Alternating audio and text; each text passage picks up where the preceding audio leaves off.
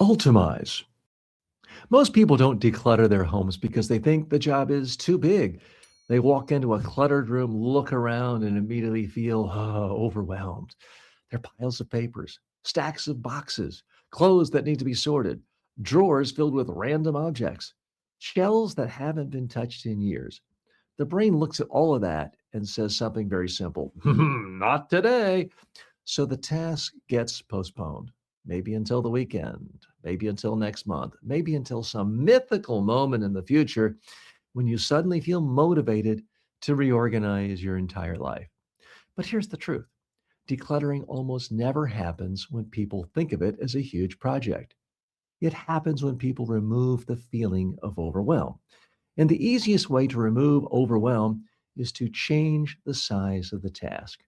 Instead of decluttering your entire house, declutter one room. Instead of decluttering one room, declutter one section of the room. Instead of decluttering one section, start with one small surface: a desk, a table, a countertop, a shelf. Once you focus on a small target, the job becomes manageable. And when the job becomes manageable, people actually start. Let's imagine a very common situation.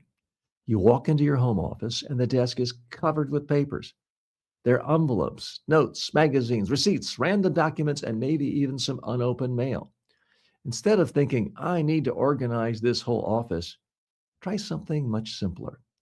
Clear just the desk surface. That's it, nothing else. Ignore the shelves, ignore the drawers, ignore the rest of the room. Focus only on the desk. Start by removing everything from the surface. Then ask the same question we introduced earlier in the series: do I actually use this? If the answer is no, toss it. If it's something you need temporarily, put it somewhere specific. If it's something you truly use regularly, return it to the desk in an organized way. Once the desk surface is clear, something interesting happens. You feel progress. The brain likes visible progress. A clean surface immediately creates a sense of control. And often that small victory leads to another one. You might think, well, that didn't take long. Maybe I'll clean this drawer too. And suddenly the process has momentum. This is one of the most important principles of decluttering. Start small enough that you cannot fail. Another helpful rule is something I call the 5 minute method. Tell yourself you will declutter for only 5 minutes. Set a timer if you want. 5 minutes, that's it. Anyone can tolerate 5 minutes of almost any task, even tasks they don't enjoy. When the timer goes off, you can stop if you want. But what often happens is this: once people start decluttering, they realize it isn't nearly as unpleasant as they imagined. In fact, many people find it satisfying. They see things leaving the room. They see surfaces becoming clear. They see progress. And once progress begins, motivation increases. So the 5 minute rule is simply a way to start the process.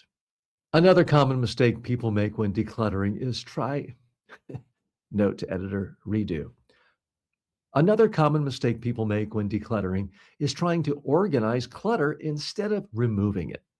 They buy storage boxes, they buy containers, they buy shelves, they buy drawers, they buy organizers, but none of those things solve the real problem. They simply store the clutter more neatly. The real solution is to remove unnecessary objects.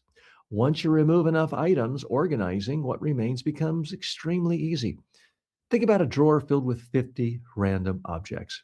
You could spend a long time organizing that drawer, or you could remove 40 of those objects. Once only 10 useful items remain, organizing them becomes simple.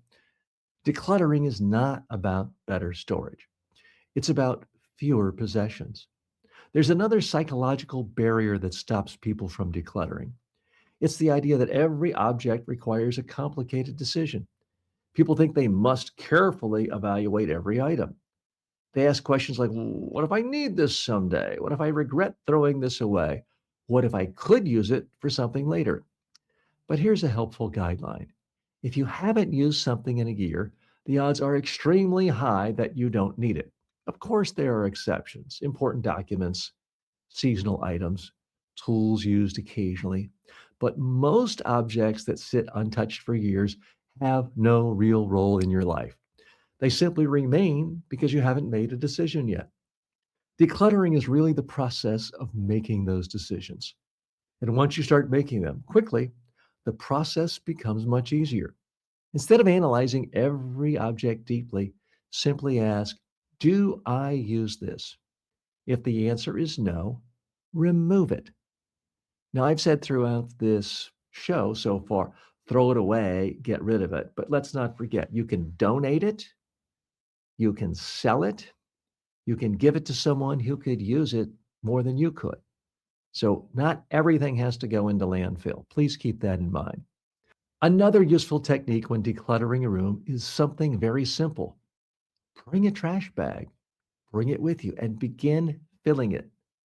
Old packaging, broken items, papers you don't need, expired products, anything clearly useless. The trash bag method works because it removes friction. You're not deciding where things go, you're simply eliminating obvious clutter. Once the obvious clutter is gone, the remaining items are easier to evaluate. Now let's talk about something encouraging. Decluttering tends to create a positive feedback loop. The clearer your environment becomes, the easier it is to keep it that way. When surfaces are empty, clutter stands out immediately. When drawers contain only useful items, it becomes obvious when something unnecessary appears. When closets contain only clothes you actually wear, adding something new requires a conscious decision. In other words, once your environment becomes simpler, maintaining it becomes easier. That's why starting with a small, visible area is so powerful. Clear a table, clear a desk, clear a countertop. Those small victories begin changing how you interact with your space.